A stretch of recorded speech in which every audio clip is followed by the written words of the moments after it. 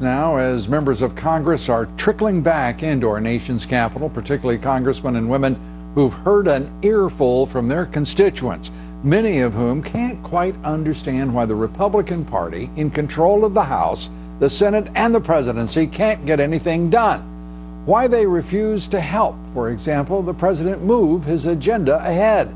And Lord, they don't like Speaker Ryan. 40% of voters view him negatively.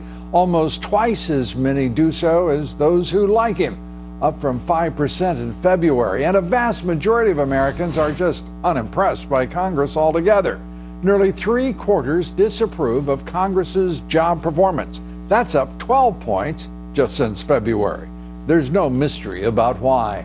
The Dems in Congress want a government shutdown. Speaker Ryan seems indifferent and cooperative with the Democrats as usual.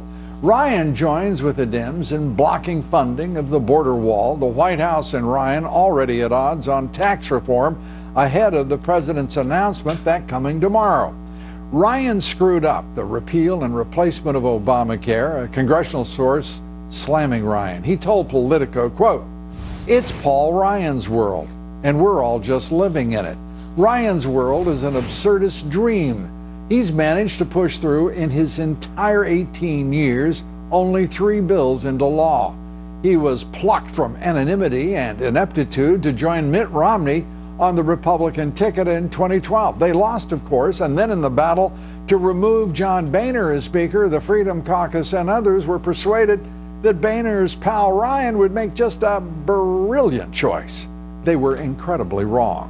And now, faced with the prospect of a government shutdown, a Ryan refusal to fund the border wall, and absolutely a hapless speaker on the issue of tax reform who wants to transfer taxes from business to consumers, well, once again, in the renewed effort to repeal and replace Obamacare, this fellow Ryan has it all mucked up to a fare-thee-well.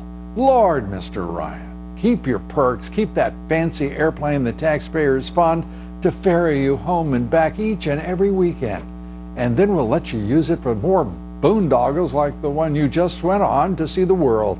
But please, please, just get out of the way.